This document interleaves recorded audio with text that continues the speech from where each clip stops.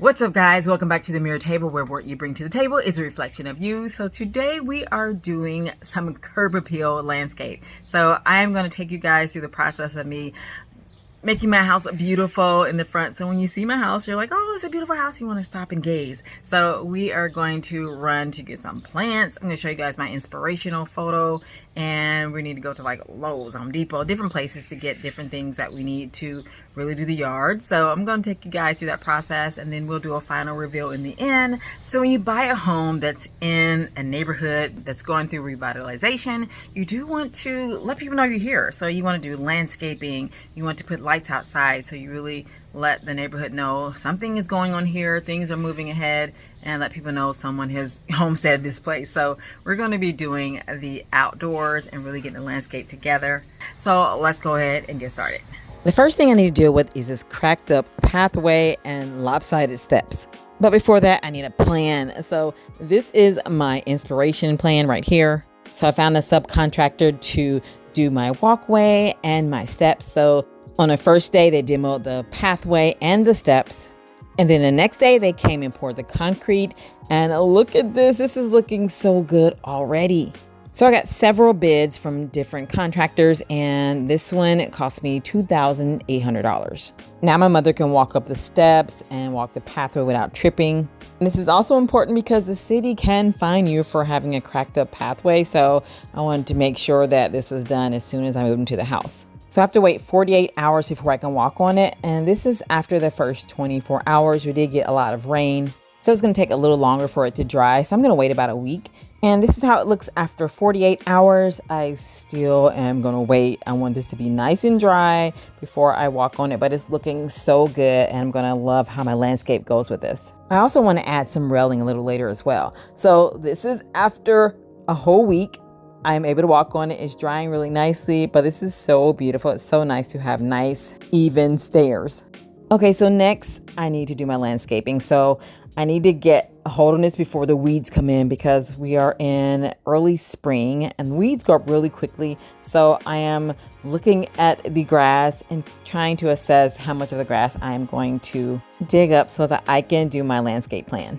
So while my concrete was being laid, I did a lot of research on what plants. It's also good to know what zone you're in, so you know what type of plants to get. And let's go ahead to my local nursery where they grow plants right on site. I love buying plants from my local nursery because the staff is so nice. They give me a lot of information on what plants to buy, what grows best in my zone, and what type of care each plant needs.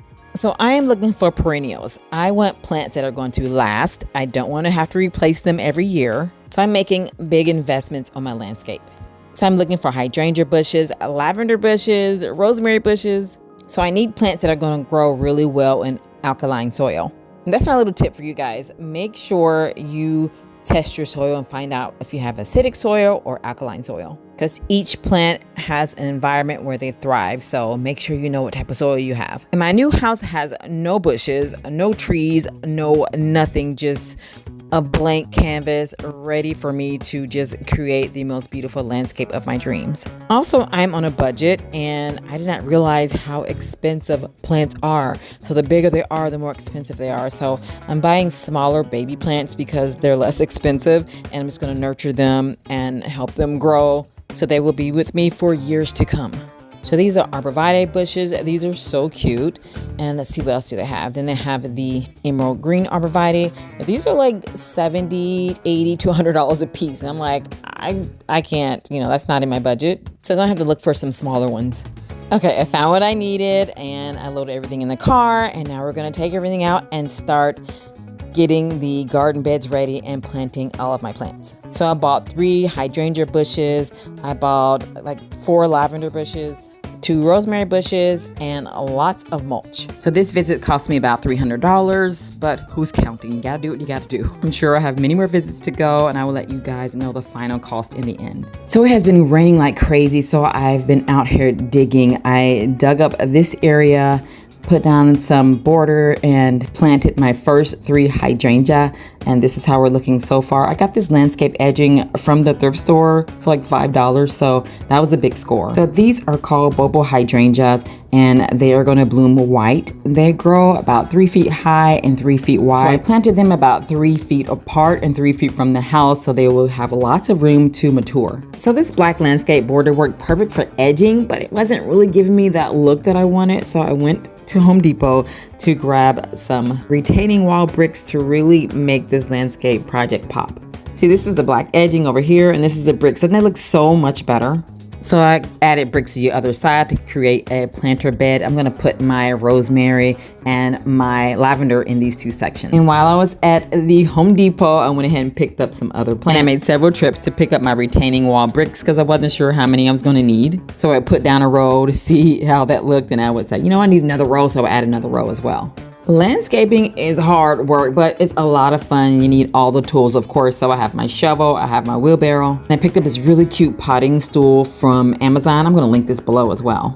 I love this stool because it's great on my knees, and it came with digging gloves and it has little side pockets on each side so you can put your tools needed. So I'm just gonna dig up this whole area so I can trench it out so I can lay my bricks. And because the plants are so expensive, to do this, I got a lot of my tools from Habitat for Humanity Restore. So I got my shovel, my rake, my spade, a couple other hand gardening tools right from Restore. I love their prices. As you know, I love thrifting and upcycling, so this fits right into my lifestyle. So I bought about 150 bricks, and that cost about $300. I did 3 rows in each planter bed, and I really like this look.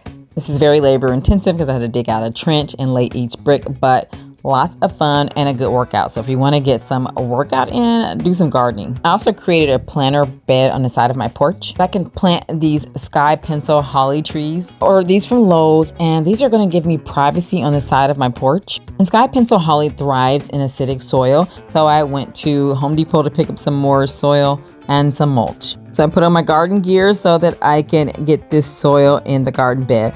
So I picked up some flower and vegetable garden soil. I also grabbed a bag of peat moss. This is going to help the young roots of the plant stay moist. I grabbed some low odor cow manure. And these are my sky pencil holly. I grabbed 4 of them. They're going to grow 2 feet wide and 8 feet tall. And this is how they look in the planter bed. Aren't these beautiful? So I mixed everything together and topped it with mulch. Look at my retaining wall. These came out so nice. My planter beds are beautiful. I am so happy with them. So let's go ahead and rewind and look at the before and check out the after.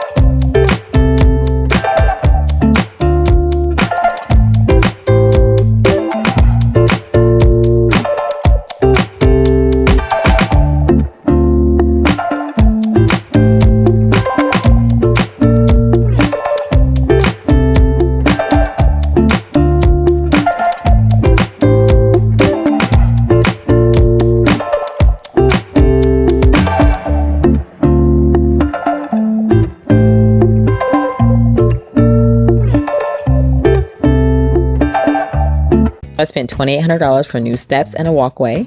I spent $400 on plants, $300 on a retaining wall.